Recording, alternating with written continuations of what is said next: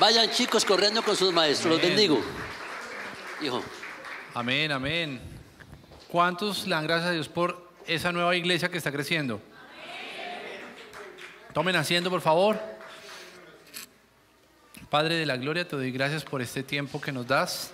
Te doy gracias, Señor Jesús, porque tú estás con nosotros. Gracias porque tú estás en medio de esta iglesia que te ama, que busca tu palabra y que busca crecer en el conocimiento bíblico, Señor. Te pido, Señor, que abras nuestro entendimiento y ayúdanos, Señor, a entender principios de bien, principios de vida que no pueden ser apartados de nosotros, Señor, porque precisamente necesitamos que estén allí presentes todo el tiempo para que tú te hagas más fuerte en nosotros y que crezca, Señor, y que podamos crecer también a la medida de Cristo. Señor, te doy gracias por este tiempo, en el nombre de Jesús. Amén y amén. Si hay alguna preocupación constante en la mayoría de los discípulos, cuando usted ve el desarrollo de la iglesia, es que la gente permanezca estudiando y conociendo la verdad, que la gente realmente pueda profundizar en qué es el Evangelio y que la gente pueda adentrarse en el estudio de las Escrituras. Obviamente, hoy nosotros tenemos algo muy favorable que no tenían los discípulos en ese entonces, y es que tenemos la palabra de Dios compilada en nuestra Biblia. Y la compilación de estos textos es para nosotros bastante importante. Tenemos nuestra Biblia inclusive hoy digitalmente, y hoy es muy común tener la Biblia. Pero cuando reconocemos el valor fundamental de tener la palabra de Dios y poder acercarnos a ella todo el tiempo, realmente es para nosotros de gran bendición poder acercarnos a su mensaje vivificante. Y los discípulos tienen un afán profundo, y es decirles a la comunidad de los primeros cristianos: por favor, céntrense en las cosas que realmente debemos estar centrados. Ubiquémonos en el espacio y en el tiempo de una iglesia que está siendo perseguida. Hay gran persecución de cristianos en esta época de la naciente iglesia cristiana. Hay personas que están siendo literalmente llevadas al circo romano para ser trituradas, para ser degolladas, para ser burladas por consecuencia de su fe, por seguir a Cristo. La religión católica todavía no se ha constituido y Roma ve a los cristianos como enemigos del imperio. Hay una grande persecución. Y en medio de esa persecución, una y otra vez los discípulos van a las comunidades de judíos y también de gentiles que han empezado a seguir el evangelio, y les dicen una y otra vez: tengan calma, que Dios está con ustedes, perseveren en lo que tienen que perseverar, no se angustien. Muy diferente al escenario que hoy en día nosotros vivimos. Si bien Colombia ocupa el puesto de persecución a nivel mundial 39 según Puertas Abiertas, Colombia tiene una persecución de tipo sistemática. Aquí es difícil ser cristiano desde lo sistemático. El propio gobierno te lleva a ti a una persecución.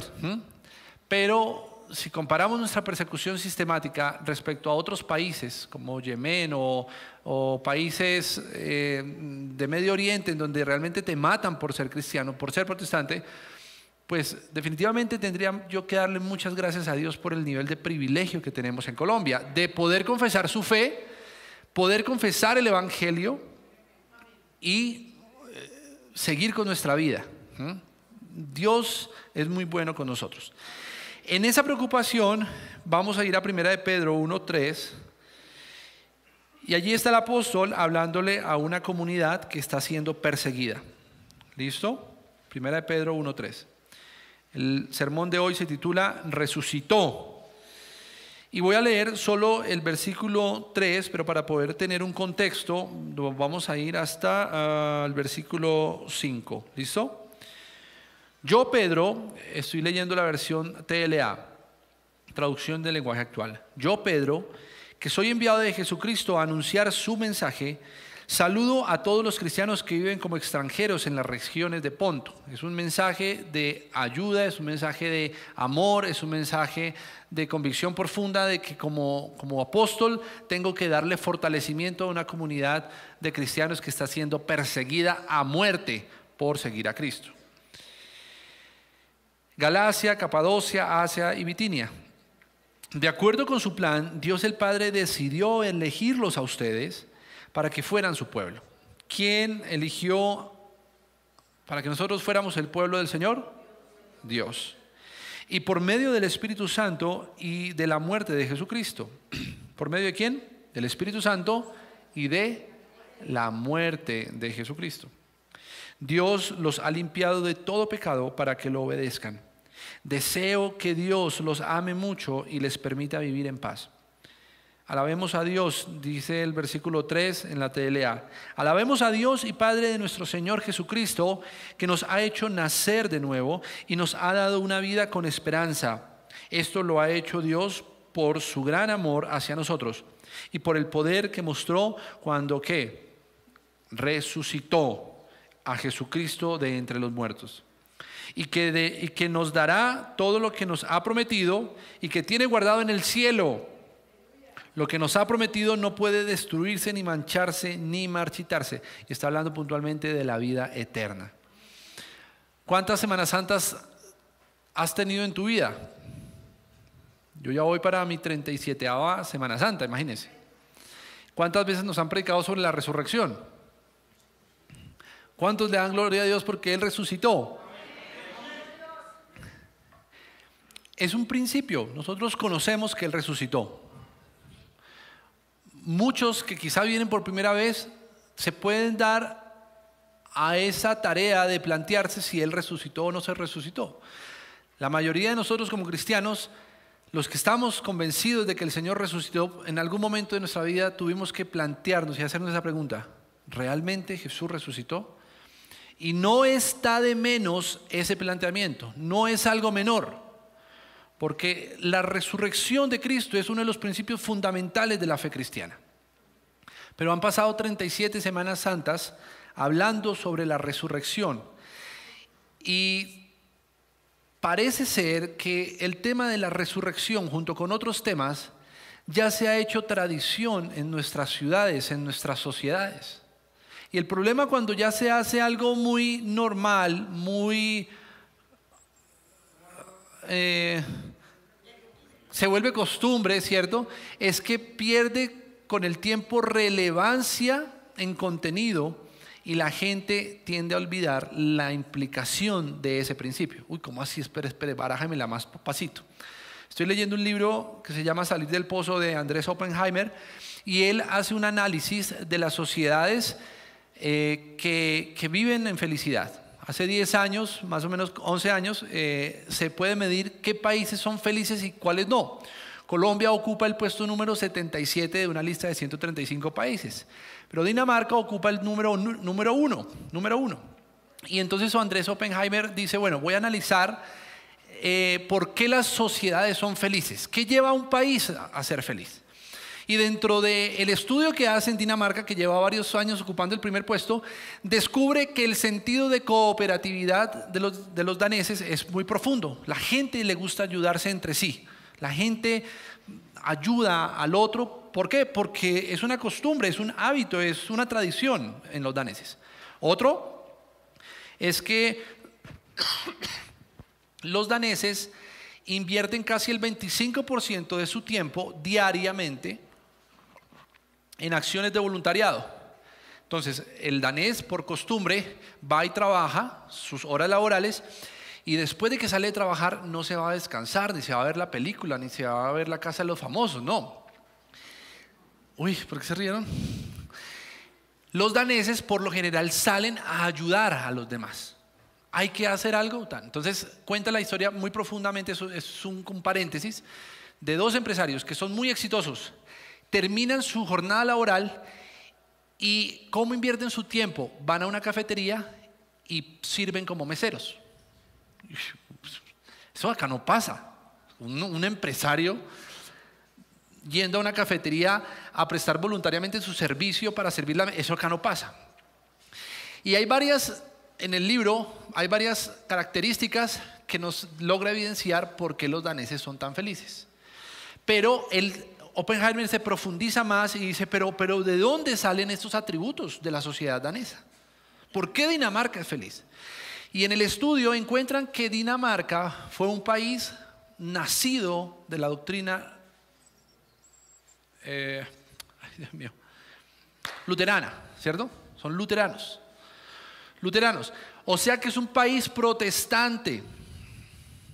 O sea que un país que en algún momento de su historia, muy atrás, tuvo una exposición a los principios ¿qué? Bíblicos.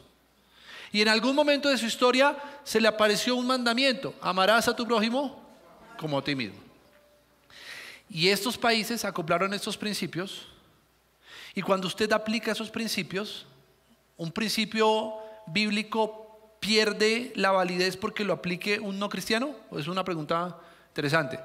Ojo, un principio bíblico pierde su validez y su acción independiente de quien lo aplique. ¿A qué voy? Dinamarca hoy en día tiene casi el 75% de su población es gente que es gnóstica o agnóstica, o sea, que no creen en Dios. Pero entonces uno se pregunta, ¿por qué sigue siendo próspero el país? ¿Ah? Sí, sembraron principios. O sea, el principio es principio. Si usted trabaja, ¿cuál va a ser el resultado? Venga, esto es fácil, ¿listo? Si usted trabaja, ¿cuál va a ser el resultado? Va a tener una ganancia. El resultado histórico de la aplicación de principios bíblicos en las sociedades es que va a haber prosperidad en esa nación. Entonces, claro, cuando usted mira los indicadores económicos del Producto Interno Bruto de Dinamarca, son países ricos. Todo lo que es Suecia, Noruega, son países espectaculares. Y hacen ese mismo estudio en Colombia. ¿Qué creen que se encuentran? Hay una crítica, ¿no?, a nuestra conquista. Nos conquistaron los católicos. Entonces a nosotros no nos enseñaron tanto: amarás al Señor como a ti mismo, sino ven a nuestras almas, ¿sí?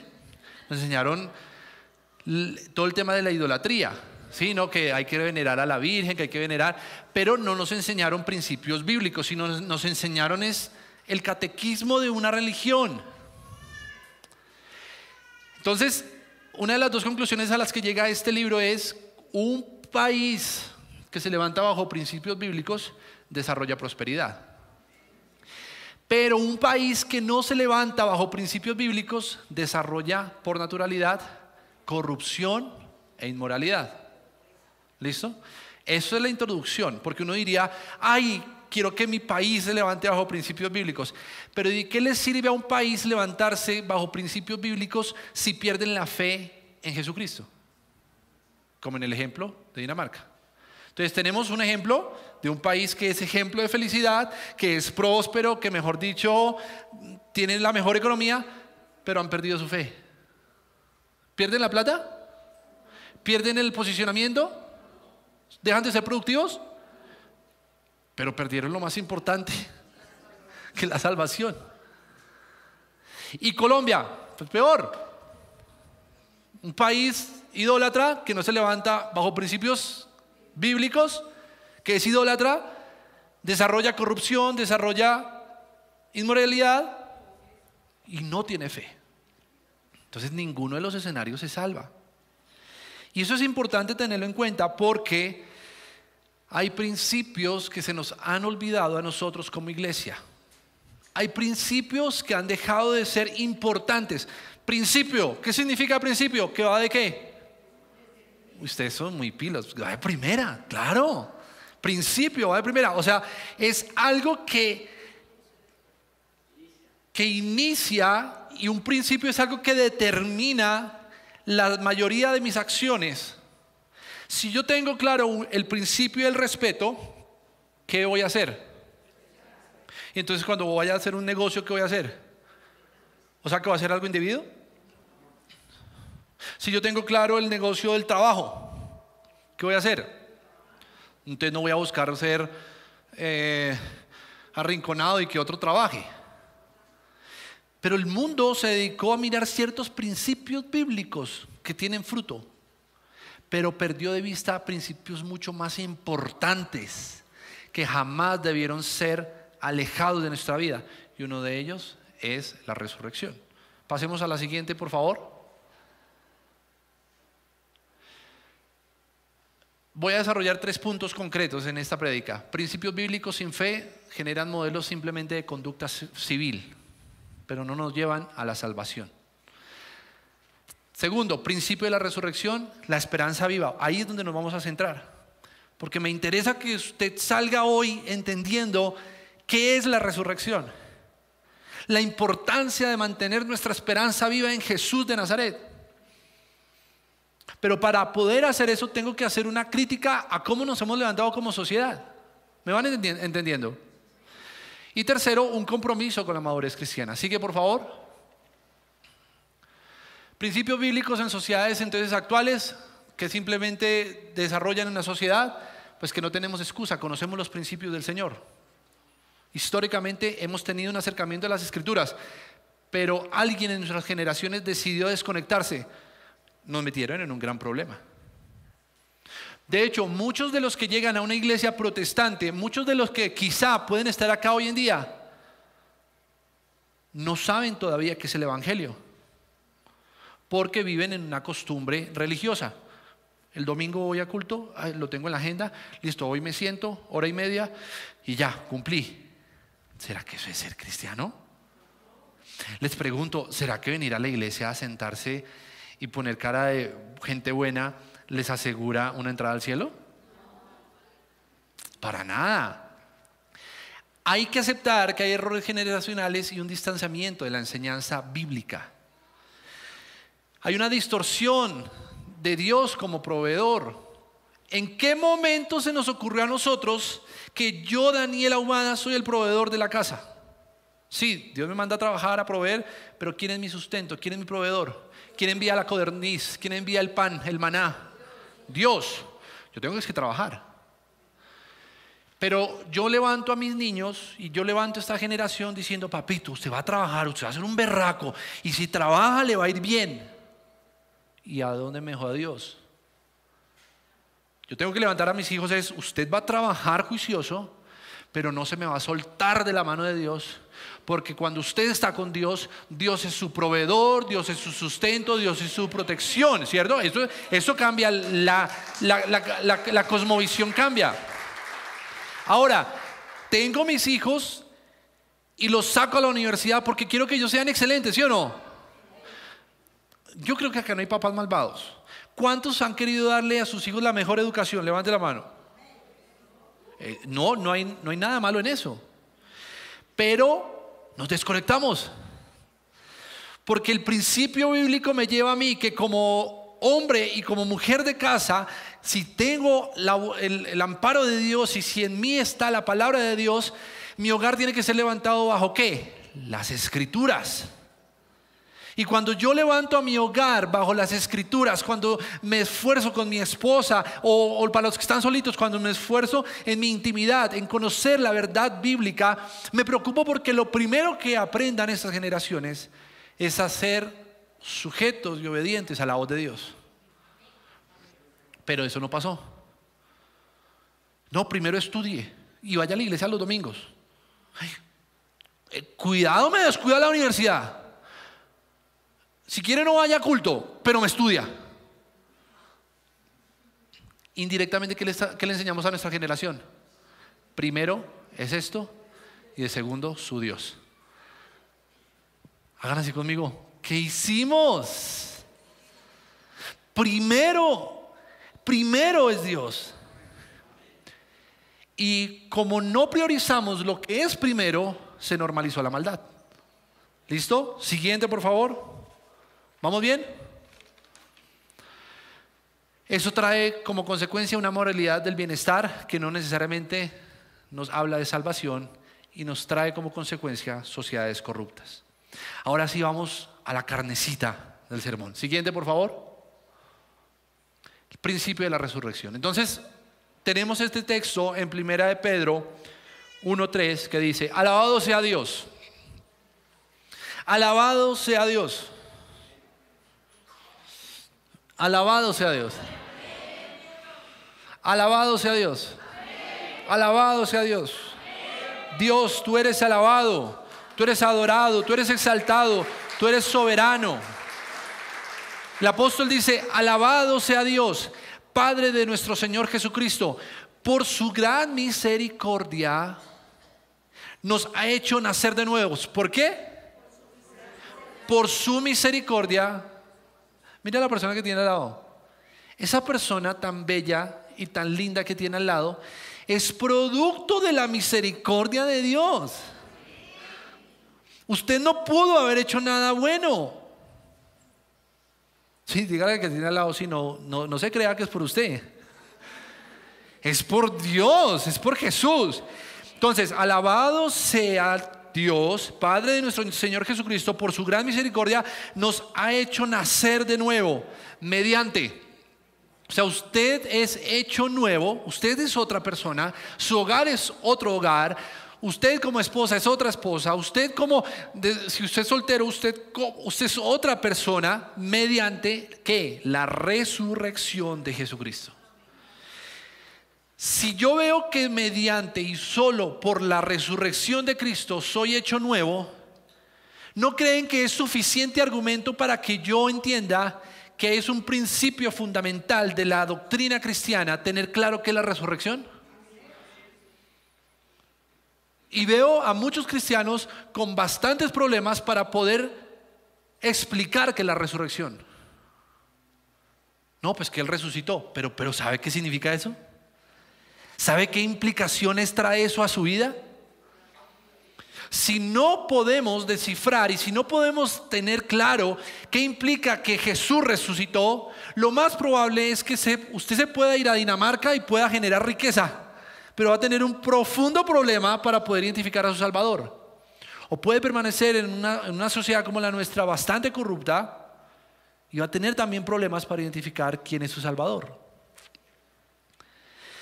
Nos ha hecho nacer de nuevo mediante la resurrección de Jesucristo para que tengamos una esperanza viva. ¿Para que tengamos qué? Una esperanza viva. Entonces, ¿qué es una explicación de la esperanza viva? Porque esto es importante. Pasemos a la otra diapositiva, por favor. Los que tengan sueño digan amén. Uy, Señor, Padre, no quiero que se queden, Señor. Ayúdales a entender cuál es el camino, la verdad y la vida. ¿Listo? Esperanza viva. La promesa de salvación y vida eterna. Es lo que recibimos nosotros cuando Él resucita. Jesús resucitó. Jesús resucitó. Hay esperanza de vida eterna y hay una promesa de salvación. ¿Listo? Pero ¿por qué es viva? ¿Por qué el apóstol le agrega la palabra viva? ¿Por qué el traductor le agrega la palabra viva a la esperanza? Según Tomás de Aquino, en su texto La Suma Teológica describe que la esperanza es viva por la acción de la fe en Cristo y se conecta entre sí mutuamente. ¿Qué significa? Que sin esperanza es imposible tener fe y sin fe es imposible tener esperanza. ¿Cómo así? Yo tengo fe en el Señor Jesús que resucitó, me da esperanza. ¿Por qué me da esperanza? Porque sé que por cuanto Él resucitó, tengo vida eterna juntamente con Él. Porque sé que mi esperanza está en Cristo, automáticamente vuelve a la fe. ¿Sí me hago entender? O sea, es como un bucle. Tengo esperanza en que seré resucitado juntamente con Él, en que hay vida eterna gracias a que Él resucitó, y mi fe se permanece y crece más y más y perdura en el tiempo y es constante porque creo en el Señor. Y cuando creo en el Señor Jesús, cuando creo en que Él murió y resucitó en la cruz, mi esperanza se alimenta todos los días. Esa es la gran diferencia entre personas que conocieron principios bíblicos y se alejaron de la fe, personas que salieron en sociedades corruptas, a personas como usted y como yo, que independiente de si estemos en pobreza o en riqueza, en enfermedad o en salud, independiente de que si estamos bien o es que estemos mal, tenemos todos los días una convicción profunda de que Él resucitó. Y como Él resucitó, tengo vida eterna. Como tengo vida eterna, tengo esperanza en Él, que Él es mi sustento, que Él es mi proveedor, que Él es mi provisión, que Él es mi rey, Él es mi Señor, Él es mi amado, Él es el Dios todopoderoso, Él es el que camina conmigo. ¿Y cómo lo puedo yo lograr entender? Sigo explicando. Para Calvino, esta esperanza es fundamental en el cristiano. Si llega a aparecer una debilidad en la esperanza del cristiano, hay un problema existencial para cristianos en Calvino. ¿Por qué? Porque nace del Espíritu Santo y nos logra mantener firmes en la fe. Si tengo un problema para encontrar esa esperanza, es porque mi fe está fragmentada. Es porque hay una relación rota y no he entendido cuál es el propósito del Señor en mi vida. No he entendido, no hay relación con el Espíritu Santo. Para Calvino es importante que aquel cristiano que dice tener una relación con el Espíritu Santo tenga súper clara cuál es la esperanza de vida eterna. Porque el Espíritu es el que fortalece y el que nutre esa esperanza todos los días. Pero sigue ahí. Creer y confesar el hecho mismo de la resurrección en estos días logra revitalizar la esperanza. Confesar que Él vive nos acerca a la vida eterna. En una sociedad en donde Jesús es apartado del Código Civil, en una sociedad donde Jesús es apartado de la Constitución, en una sociedad donde cada día más somos más seculares, más humanistas, es necesario que se levante una generación que diga: Cristo vive, Cristo resucitó, Cristo trae vida. ¿Por qué? Porque solo en Él hay salvación. Se puede estar cayendo el mundo, pero Él es mi esperanza. Moltmann, otro teólogo, dice: la resurrección no solo es una promesa después de la muerte, sino una fuente de renovación y cambio en el aquí y en el ahora. Mi esperanza en Cristo me lleva a cambiar todos los días por amor a Él.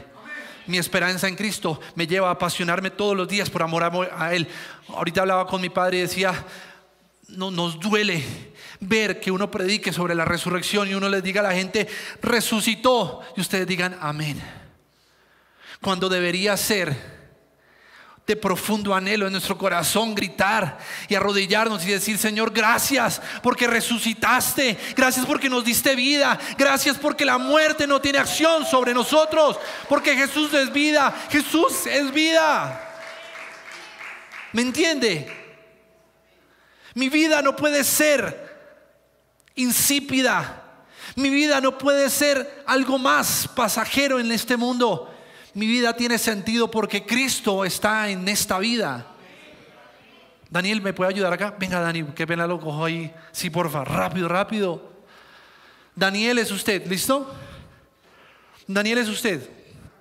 Y usted está condenado a la muerte. Usted está condenado a la muerte. Pero Daniel me dice: no. A ver, ayúdeme. Usted está condenado a la muerte. ¿Por qué no está condenado a la muerte? Porque Él resucitó.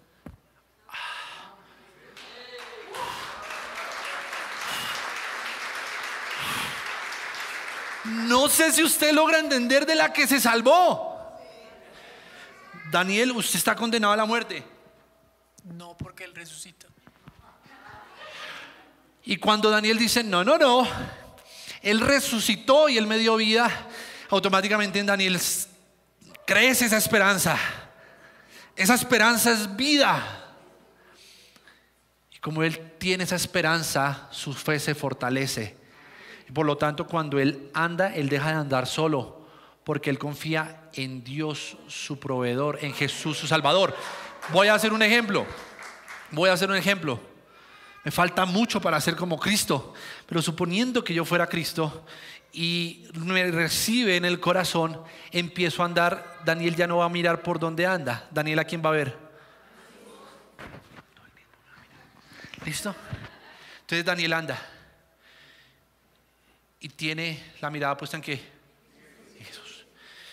Pero Daniel tiene pruebas, Daniel tiene deudas, Daniel tiene sueños, pero no deja su mirada que se desvíe y anda donde Jesús quiere que vaya, porque su mirada, ¿qué significa? Perdió la mirada. Su mirada está focalizada en el centro de la esperanza. ¿Y quién es la esperanza? Jesús. Si él pierde la mirada en Jesús, pierde la esperanza, pierde la fe, y sin fe es imposible agradar al Señor. Es un hombre que ama la palabra. Es un hombre que cuida su hogar, no porque moralmente tengamos que hacer lo correcto en la Biblia. Es un hombre que cuida su hogar porque Jesús cuida su hogar. Porque anda en libertad, porque Jesús le dio libertad. Gracias, Dani. Con base en esto, desarrollé este pensamiento y quiero que trate de plasmarlo en su mente.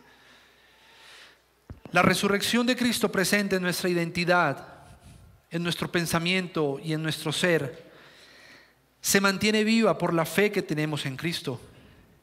Y es una esperanza constante y creciente de su venida, de que algún día iremos a su presencia.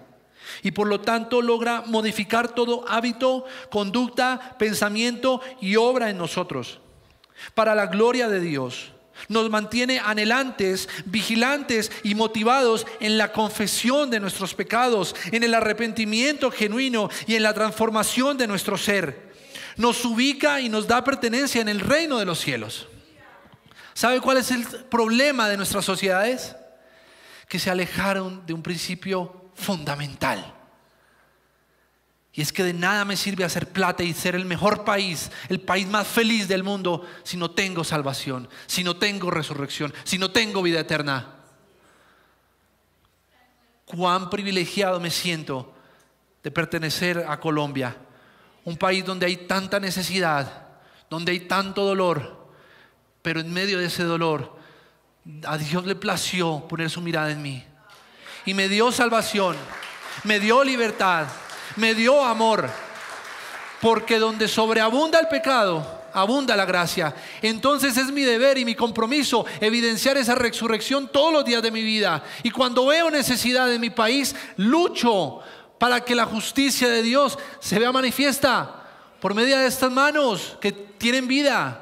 Lucho por amar al prójimo, lucho por dar al otro, lucho por dar. ¿Por qué? Porque cuando usted tiene a Jesús, usted no se cansa de dar, no se cansa de dar.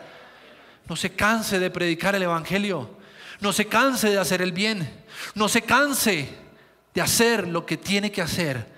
Y usted es hijo e hija de Dios gracias a su sacrificio en la cruz. Sus pecados fueron perdonados. Deje de latigarse, deje de lastimarse, pero entienda que tiene que vivir en rectitud. Tiene que vivir en rectitud. Su vida no puede ser normalizada, su vida no puede ser regida por los parámetros de este mundo. ¿Dudas? Confía en el Señor. ¿Tienes miedo? Él es tu defensor. ¿Sientes orfandad? Él es tu Padre. ¿Tienes temor de lo que va a venir? Él es tu futuro. ¿Tienes expectativas? Él es tu promesa. En Él se centra todo, nuestro existir. Mi hogar, ¿a quién le pertenece? A Dios. Entonces, ya para terminar, es que me dieron muy poquito tiempo. Ya para terminar, vamos a Hebreos 6, 1 al 3. Pasemos de diapositiva, por favor. Resucitó, amén, ya lo vimos, pasemos. Madurez cristiana. Para terminar, madurez cristiana. Señor, repitan conmigo, Señor. Pero como si fuera un lamento. Señor, ayúdame a madurar. Ayúdame a crecer. ¿Por qué? Porque en Hebreos 1 al 3 dice, por eso sigamos aprendiendo más y más hasta que lleguemos a ser cristianos maduros. Dejemos de ocuparnos de las primeras enseñanzas que nos dieron acerca de Cristo y no sigamos hablando de cosas simples. Dejemos de hacer lo malo, sigamos a Cristo y dejemos de pecar para no morir. Ya sabemos que debemos confiar en Dios. Miren, ¿se va a seguir predicando de algunos temas de la palabra? Claro, pero hay temas en la palabra que son para niños espirituales. Problema suyo si usted sigue consumiendo contenido de niño espiritual. Pero la resurrección no es un tema de niños espirituales. La resurrección es un tema de gente madura.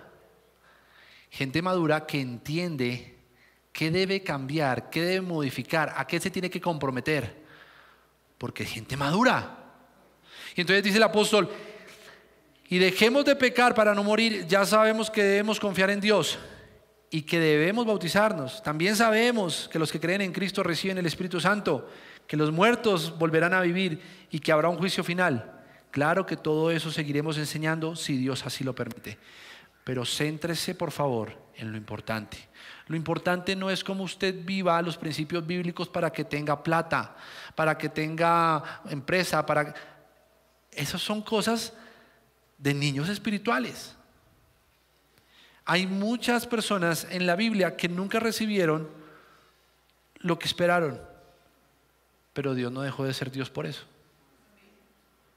Cielo y tierra pasará, mas su palabra no pasará. Yo no estoy trabajando en esta tierra para cosas tan simples y tan efímeras como mi bienestar. ¡Qué bobada! ¡Qué bobada afanarme por mi bienestar! ¿Qué es su salud? Es más, ¿qué es su vida? ¿Qué es su vida según Eclesiastés? ¿Qué es su vida? ¿Qué? Ahora no significa que se echa la conchudez, ¿no?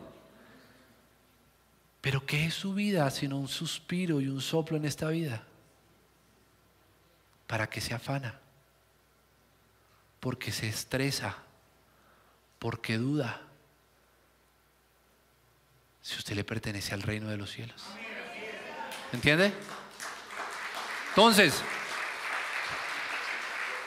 cuando yo entiendo esto, me queda claro entender que tengo que actuar como una persona madura.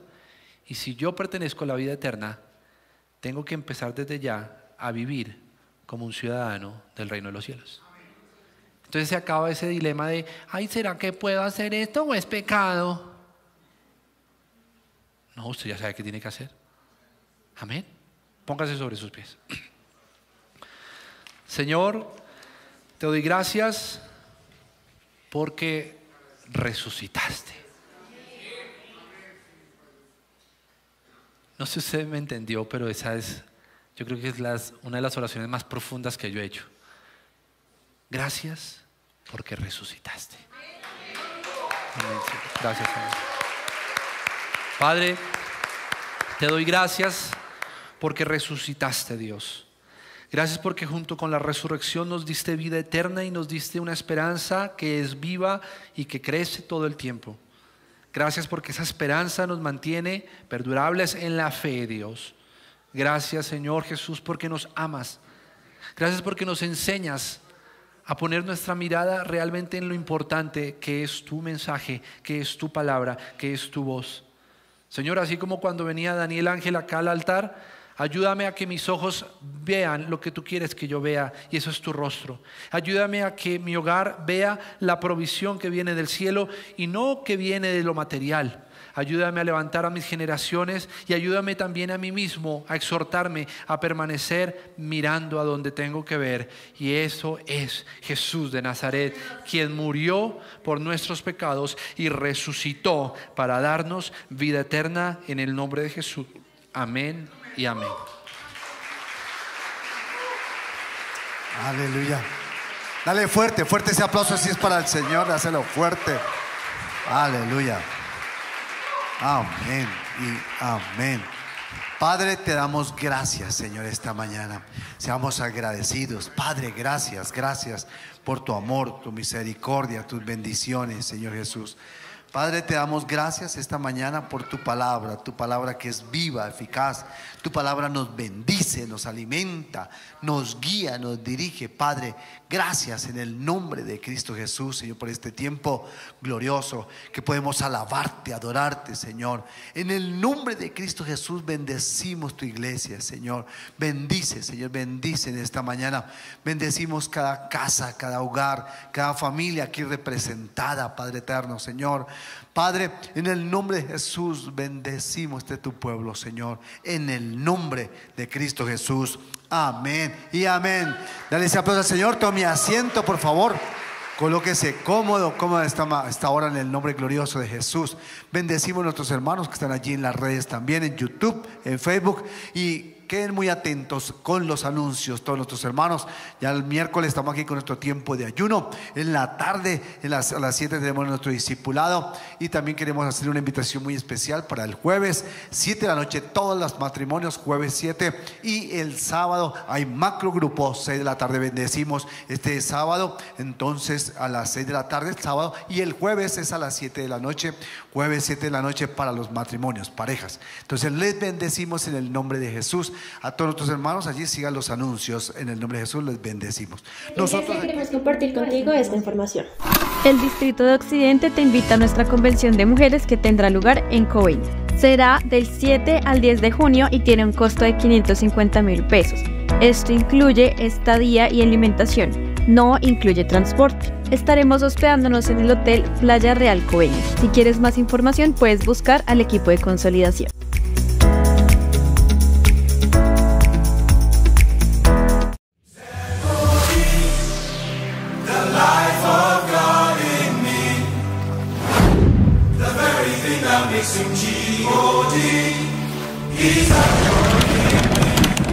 Church boy.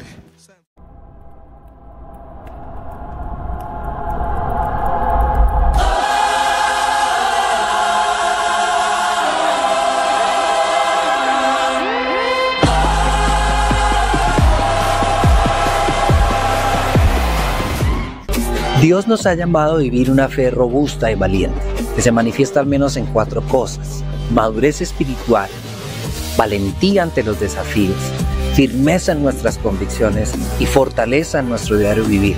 Todo esto como un auténtico reflejo de la imagen de Dios en nosotros, independientemente de nuestra edad o de nuestro género. Vamos a hablar de esto y de muchas otras cosas más este sábado en el Macro Group. Así que te esperamos a las 6 de la tarde, no te lo pierdas.